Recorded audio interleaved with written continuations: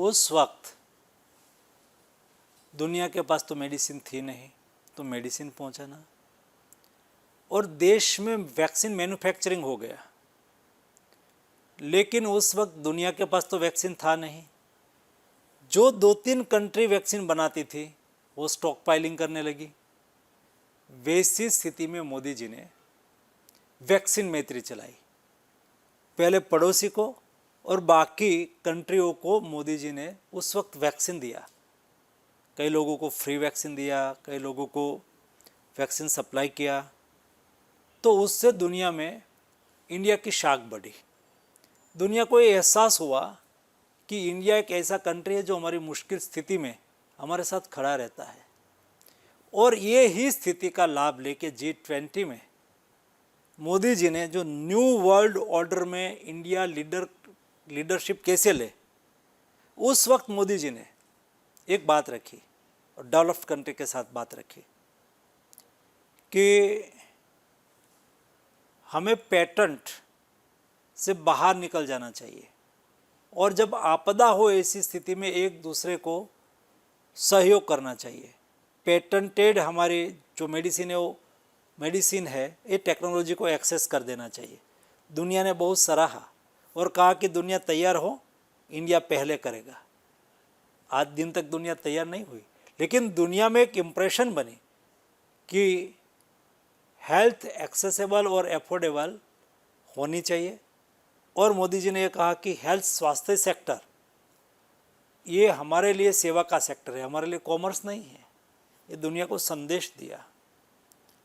दूसरा, जो मोदी जी के साथ काम करते करते, खास करके एज ए हेल्थ मिनिस्टर, दुनिया में जो मोदी जी की प्रशंसा हुई वो कोविड मैनेजमेंट के लिए हुई और वैक्सीनेशन ड्राइव के लिए हुई। ये छोटी बात नहीं है। उसमें मोदी जी ने देश की क्षमताओं का उपयोग किया। ये देश विरासत वाला देश है। ये देश की एक जीवन शैली है। दुनिया का अपना मॉडल हो सकता है, लेकिन भारत का मॉडल है। मेरा जो सबसे इनकरेजिंग वो रहा वो G20 के समय रहा, क्योंकि देखिए हर देश करता है G20, पर प्रधानमंत्री जी की विचारधारा कुछ और थी। उनकी विचारधारा ये थी कि हमारा जो G20 होना चाहिए वो बड़ा इंक्लूसिव होना चाहिए, बहुत ही डिसाइसिव होना चाहिए और बहुत ही एक्शन ओरिएंटेड होना चाहिए। और जब इंक्लूसिव का मतलब है कि हम सबको इन्वॉल्व करें अपने देश में भी, तो उन्होंने कहा कि सारे स्टेट्स और यूनियन टेरिटरीज में G20 को ले जाइए। तो हमारे देश में करीब 220 मीटिंग्स हुई हैं और हम हर स्टेट और हर यूनियन टेरिटरी में गए।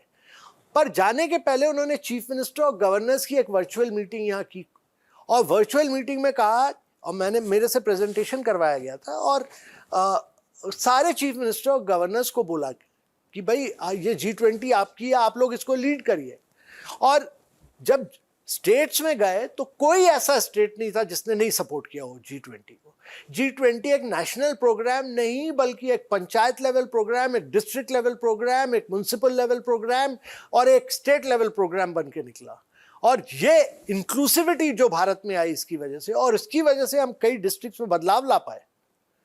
हमने वहाँ के drainage, sewage, solid waste, Udaipur का लेक क्लीन अप किया, कुमारगम का केरला में बैक वाटर को क्लीन अप किया, सब जगह सड़कें क्लीन अप हुई और म्युनिसिपल गवर्नेंस इंप्रूव हुआ G20 की वजह से। तो ये एक बहुत ही अनोखी चीज़ थी। और उसके अलावा जिस तरह से नेगोशिएट प्रधानमंत्री जी ने सारे लीडर्स को चिट्ठी लिखी कि अफ्रीकन यूनियन को मेंबर बनाना है, तो हमने जब G20 ली थी तो करीब 65% दुनिया की जनसंख्या G20 की मेंबर थी। हमारे बाद अफ्रीकन यूनियन को G20 का मेंबर बनाने के बाद ये G20 नहीं G21, प्रधानमंत्री जी ने इसको G21 बनाया, और अब करीब 65% के बदले 85% दुनिया G20 की मेंबर है। तो ये बहुत अनोखी चीज़ें थी। और उसके बाद जिस तरह से कंसेंसस बिल्डअप हुआ, एक पैरा जो रशिया यूक्रेन का जो पैरा है, जो यूनाइटेड नेशन कभी सक्सीड नहीं कर पाई, उस पे हम लोग सक्सेस ला पाए। एक पैरा पर करीब 300 घंटे लगे नेगोशिएट करने में, करीब 16 बार फेल हुआ पर सक्सेस मिली, क्योंकि मैं शेरपा था और मुझे कॉन्फिडेंस था कि मैं जो भी एग्रेसिव स्टैंस लूँगा, जो भी करूँगा, पीएम का हमेशा सपोर्ट रहेगा और पीएम की विजन रहेगी, क्योंकि मैं उनके साथ काम कर चुका था। तो उन्होंने, उनका सपोर्ट के पीछे हाथ रहेगा, इसलिए हमने बहुत एग्रेसिव स्टैंस लिया। और एक उनकी जो बिग थिंकिंग है प्रधानमंत्री जी की, वो हम ला पाए इसमें। तो और उसके अलावा उनका जो स्टेचर और स्टैंडिंग थी दुनिया में, क्योंकि वो हर लीडर से उनका पर्सनल इक्वेशन था। हमारी G20 के पहले वो कई जगह ट्रैवल कर चुके थे, यूएसए और ईस्ट एशिया में, तो सब लीडर्स की अंडरस्टैंडिंग थी और कई देशों ने हम लोग को पूरा सपोर्ट किया उसकी वजह से। अब क्योंकि पीएम की स्टेचर और स्टैंडिंग थी, इसलिए हम सक्सेस अचीव कर पाए। अब यहाँ पे यूक्रेन और रूस के बीच में मिलिट्री एक्शन हुआ, रूस और यूक्रेन में, हमारे 23,000 बच्चे फंसे हुए थे बाहर, आप उनको लाए वापस। So this ability to respond in a purposeful manner, in a decisive manner to the emerging challenge, that is what distinguishes this government from all other governments and Modi ji's leadership from that we have seen earlier. माननीय प्रधानमंत्री जी को खुद रूस के राष्ट्रपति और Ukraine के राष्ट्रपति से खुद उनको रिक्वेस्ट करना पड़ा कि जहां हमारे बच्चे ऐसी स्थिति में है, कुछ बंकर्स में थे, कई दिन बिजली नहीं थी, खाना नहीं था, उनका पहले प्रबंध करना। हमारे जो राजदूत हैं वहाँ पे यूक्रेन में, हम सब ने रोमानिया, पोलैंड, हंगरी में हम लोग जो गए मेरे मंत्रिमंडल के साथ ही उसका किया। हंगरी के बॉर्डर से 6,180 शायद बच्चे आए। एक रात को मुझे याद है 1700 बच्चे एक ही रात में आ गए। तो हमने हंगरी के जो विदेश मंत्रालय, उनके विदेश मंत्री से मैंने रिक्वेस्ट की और बड़े वो फोर्थकमिंग थे। उन्होंने एकदम कहा कि हमारी जो स्टेट की यूनिवर्सिटीज़ हैं वहाँ पे सारे हम डॉर्मेटरीज खाली करवा के आपको दे देंगे। एक जगह दी उन्होंने जहाँ पे हमें 1200 शायद एक ही स्थान, 800 एक ही स्थान में, क्योंकि हमारे पास 1200 लोगों की रहने की जगह 1700 आगे ऑलरेडी हमारे पास थे। तो थोड़े से टेंस मोमेंट्स थे, पर अगेन जिस तरीके से माननीय प्रधानमंत्री जी ने पर्सनली इसको ऑपरेशंस को सुपरवाइज किया और उन्होंने ये निर्णय लिए, एडवाइजरीज के, आज हम बड़े सेटिस्फैक्शन के साथ कह सकते हैं कि हमारे जो 23,000 बच्चे हैं वो सेफ एंड साउंड अपने परिवारों के पास आ गए हैं। The third thing was, as you know, we held the BRICS summit at a time when COVID was still on and we were still in lockdown mode, so we could not even have physical meetings. Everything was done online in the virtual space. But in that, the kind of responsibility that India showed in responding to that particular challenge, because there was a time at the very early days when one had to take a decision on the lockdown. And it was quite clear to him that lives were more important than anything else. We were faced with a challenge that we did not fully know, that we did not know the entire dimensions of. And therefore, the necessity, because we'd seen the examples of what had been happening in Europe, where it had struck before it reached India. And so, the importance on the human life, and flowing from that, the kind of diplomacy that we adopted, in which we advanced our vaccines and pharmaceuticals and other paraphernalia related to medical infrastructure to a number of countries across the world. Over 150 countries benefited from Indian medicines and vaccines. 90 of them got vaccines free of charge as well. So this was a huge impact, because it showed the world that in times like this, in times of tragedy, there is public health emergency. There is need to come together and cast aside some of those business considerations, which were actually happening in some of the Western countries, and to work for saving the lives of people. Just as he did that within the country, he was doing this for the rest of the world. And at BRICS, we also then worked on the vaccine initiative, which was an online pooling of resources, because that is again part of the Vasudhaiva Kutumbakam initiative.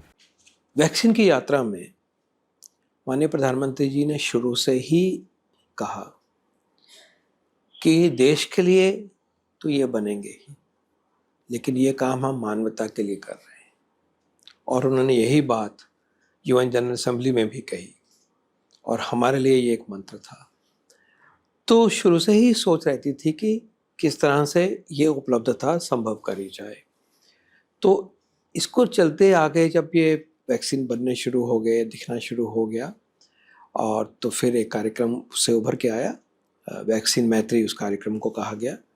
Bharat में निर्मित vaccine 101 देशों में, सारे ही continents हमारे जो हैं वहाँ तक पहुँचे। 29 करोड़ डोज बाहर गई कम से कम। और आपको ये भी याद होगा कि 16 जनवरी 2021 को देश ने अपना वैक्सीनेशन कार्यक्रम शुरू किया था माननीय प्रधानमंत्री जी के उद्बोधन के साथ।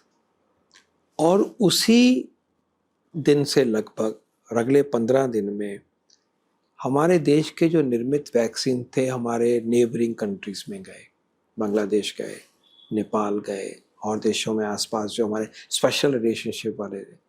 हम भी शुरू कर रहे हैं, पर लेकिन हम शेयर कर रहे हैं और उन देशों के साथ शेयर किया है। कोई किसी देश ने ऐसे नहीं किया। ये हमारे देश का ही दिल इतना बड़ा था और प्रधानमंत्री जी ने इसको एक इम्पॉर्टेंट अपनी एक फिलोसॉफिकल गाइडेंस थी जिसके बेस पर उन्होंने ये फैसले लिए।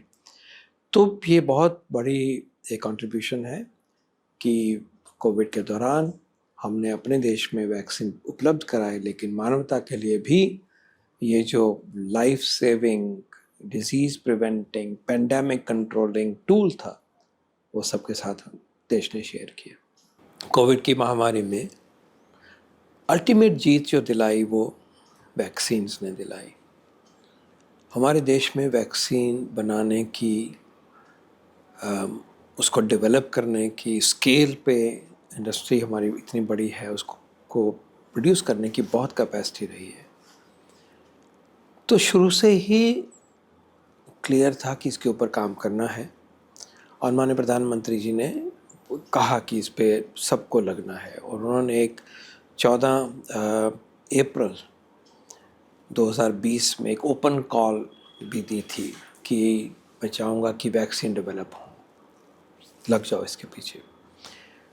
तो देश में वैक्सीन बने कोविड के, और मुझे बहुत खुशी होती है बताते हुए कि हमने अपने देश में 8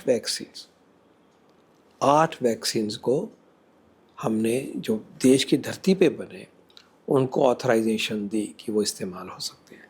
मुझे नहीं लगता कि किसी और देश के पास इतना बुके वैक्सीन्स का हो। हमने कोवैक्सीन दिया जो कि इनएक्टिवेटेड भारत बायोटेक ने बनाया।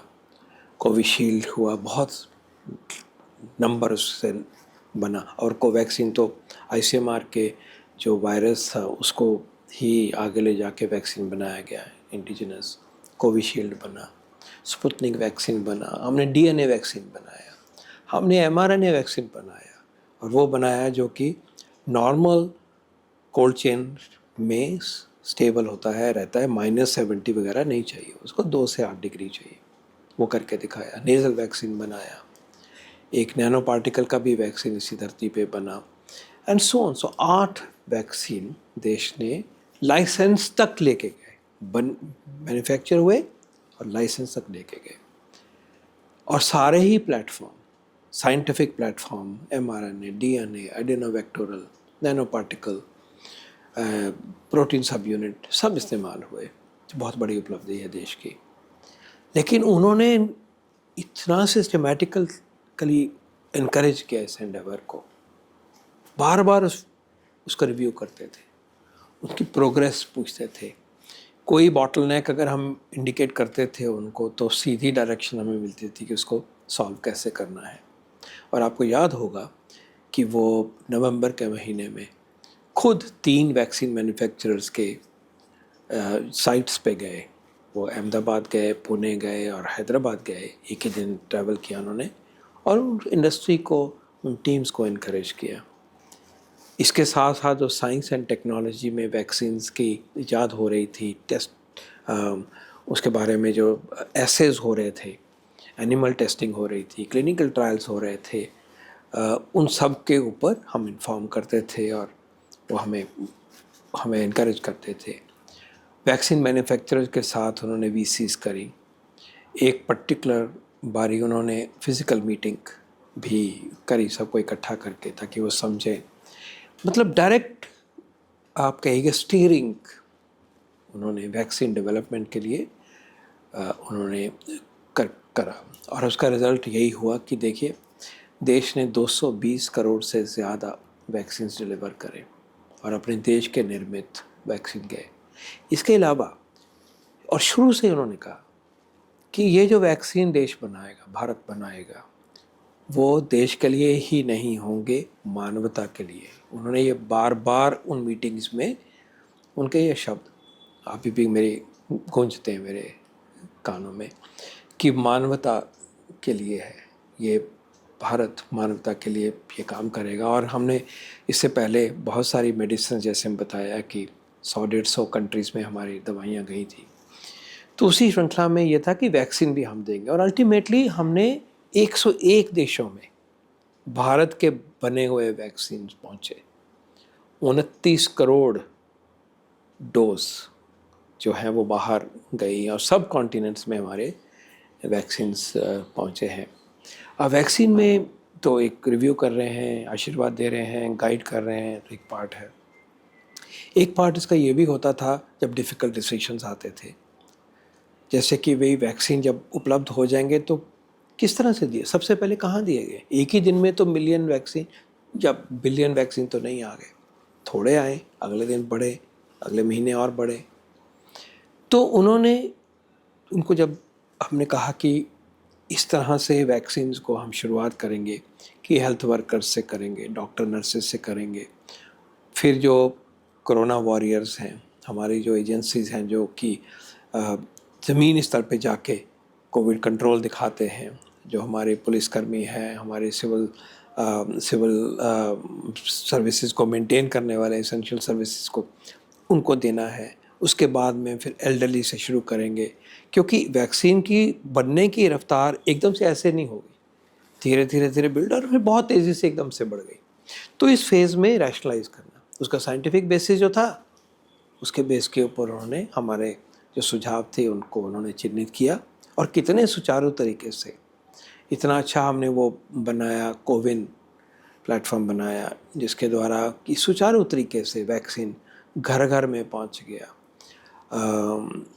स्कूलों में पहुंच गया, बोट से पहुंचा, कैमल की बैक पे हम वैक्सीन लेके पहुंचे, अपनी बैक के ऊपर हमारी आशा वर्कर्स और दूसरे ANM जगह जगह मरुस्थल में भी पहुंचे और पहाड़ी जगह भी पहुंचे, जंगल में भी पहुंचे। तो हर एक व्यक्ति को वैक्सीन मिला, उन्होंने गाइड किया था, उन्होंने लीडरशिप अपनी दिखाई कि जूझना है, जोश दिया और सारा सिस्टम फिर उसको रिस्पॉन्ड करके दिखाया। और जिस तरह से उन्होंने वैक्सीन को परसुएड करना कि आप लीजिए, जैसे मैंने पहले भी कहा वो, और जब बहुत ईगरनेस हो रही थी कि जल्दी लगे तो समझाते थे कि प्रायोरिटी से हम शुरू करेंगे और फिर आगे मिलता जाएगा। तो उनकी बहुत भूमिका रही है कि ये सारा सिस्टम बहुत अच्छी तरह से और सुचारू तरीके से हो। और फिर उसमें आप देखें, फिर वो आत्मनिर्भरता और साइंस वाला जो है वो फिलॉसफी है। और आत्मनिर्भरता ये कि वैक्सीन भी भारत का, नीडल भी भारत की, सिरिंज भी भारत की, ग्लव्स भी भारत के और देने वाले भी भारतीय। ये पूरी आत्मनिर्भरता, और इसके बिना इतने बड़े देश में इतने बड़े स्केल पे वैक्सीन लगने का और कोई रास्ता नहीं था। हम दुनिया पे डिपेंड ही नहीं हो सकते थे, वो बनी ही नहीं इतने वैक्सीन, और बहुत ही उस तरह की जो लीडरशिप हमें मिली, कॉन्फिडेंस मिला और सब जुड़ गए उसमें। ये माननीय प्रधानमंत्री जी की लीडरशिप का एक बहुत ही बड़ा एक स्टेलर एग्जाम्पल है, शाइनिंग एग्जाम्पल।